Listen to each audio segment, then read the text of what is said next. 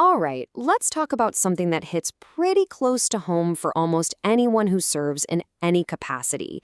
That feeling of being unappreciated. You know, that nagging sense that all your hard work is just going unnoticed. It can be so corrosive if we don't know how to handle it. So let's get right into it. I mean, have you ever really poured your heart and soul into something, a project, a team, a cause, only to feel like you're completely invisible? This is exactly how so many amazing, dedicated people just quietly fade away from the things they once loved. It's not because they stopped caring. It's because they feel completely taken for granted. This quote just nails it, right? It shows the dangers so clearly. It's this slow fade. That little bit of fatigue, if you don't address it, can curdle into real, genuine apathy. It's a really slippery slope, but today we're going to map it out so you can see the warning signs and, more importantly, navigate it with a healthy heart. So to really get a handle on this, we have to look beneath the surface. Because, it's almost never as simple as just, hey, I feel unappreciated.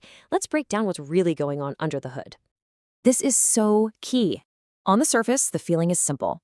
I'm not appreciated. But look what's underneath. It's this potent cocktail of things. Real physical fatigue, a deep-seated need for just a little bit of honor, even a simple thank you, plus all these unmet expectations that create that after everything I've done feeling. And then, of course, there are those small, unhealed offenses that just stack up over time. This right here, this is the pivot point. Look, feeling hurt is just part of being human. It's gonna happen. The real test, the moment where loyalty is actually forged or broken, is what you do with that hurt. Are you gonna process it, or are you gonna let it fester and start dictating your every move? That choice, well, it's everything. And that choice, it actually puts you on a path. It's a surprisingly predictable journey that goes from that first little sting of hurt all the way to complete withdrawal. Understanding this map is the absolute key to getting off of it before it's too late. Okay, think of these like 5 stations on a train line you definitely don't want a ticket for. It all starts at station 1, the hurt. It's the initial offense. But then you move to station 2, the internal conversations. This is where you replay it over and over, building a case in your head. That leads right to station 3, passivity. You start pulling back, doing the bare minimum. From there, it escalates to station 4, open criticism. And the final stop, station 5, division, where you either just leave or, worse, you start pulling other people down with you. So take a good look. Be honest. Which station are you at right now? Okay, I want to be super clear about this. Just feeling unappreciated, that's just pain. That in itself is not disloyalty. But, and this is a huge but, when you start to nurture that pain, when you let it grow into withdrawal and coldness and constant complaint, that is when it becomes disloyal. You're literally letting that feeling retrain and reshape your heart. So how do you stop that from happening? How do you stop that retraining process? The absolute key is a powerful reframe. You have to shift your focus to a higher audience. This gives you an anchor when all the winds of human opinion are blowing against you. This verse is a total game changer. What it means is that even if people are slow to say thank you, heaven is not blind. Your service ultimately is toward his name. Now, this doesn't magically erase the sting of being overlooked, but it puts it in a whole new context. You are not invisible to God, even when you feel invisible to people. And this just takes that idea one step further. The kingdom's economy, it often works in total reverse of the world's. You serve in secret, God sees it, and then God is the one who rewards. If the primary fuel for your service is human applause, your engine is going to stall the second the clapping stops. This is a real challenge to us to totally adjust our internal reward system. And here's the final piece of the puzzle.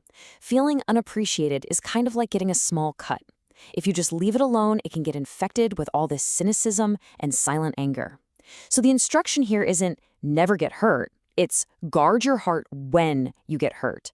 It's an active, defensive posture you have to take for your own soul. Okay, so with that whole framework in mind, let's look at 2 totally different ways this can play out in real life. It really comes down to a clear choice between 2 internal scripts that you can follow.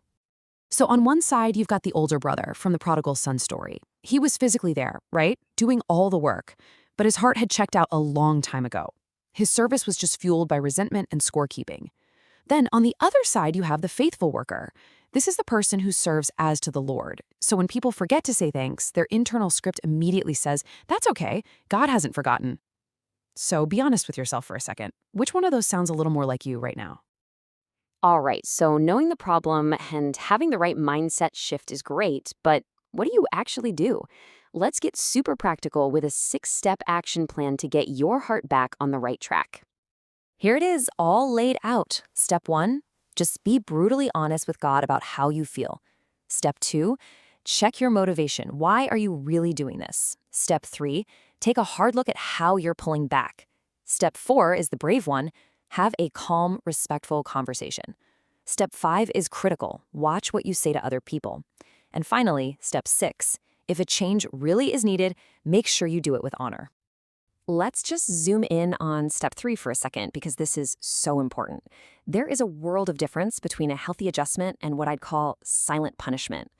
A healthy adjustment is about self-preservation. You're exhausted, you need a break, and you communicate that. Silent punishment, that's about retaliation. You withdraw because you want them to feel the sting of your absence. Be honest, which one are you tempted to do? And hey, this warning for step 5, it's a big one.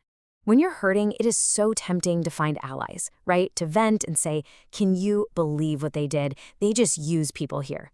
But that is exactly how a toxic culture spreads, one hurt heart infecting another. The goal is to talk to God and the right leaders, not to recruit a sympathetic audience to your cause.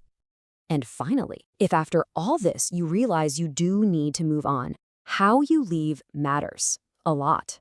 The goal is to avoid turning a temporary human situation into a permanent spiritual wound for yourself. Don't storm out. Don't burn the bridge. Make the change with clarity, with thankfulness, and with honor. So this brings us all the way back to our original question. We've looked at the problem, we've looked at the mindset, we've got a plan. So what's the final verdict? Is it disloyal? Here's the most direct answer I can give you. No. The feeling itself is not disloyalty. The best way to think of it is like a warning light on your car's dashboard. The light isn't the engine failure, it's the signal telling you, hey, check the engine before it fails. That feeling is just an alert. What you do next, that's what determines everything. So what does a healthy response look like? It's about consciously adopting this new internal script. It's reminding yourself, God sees my work, even when people forget. It's deciding, I will not let this turn me into a bitter person. It's thinking, if I need rest, I'm going to ask for it openly instead of punishing people with silence. And finally, if I do need to make a change, I'm going to do it with honor. This path doesn't just help you survive, it actually forges you into a deeper, wiser, and more mature servant.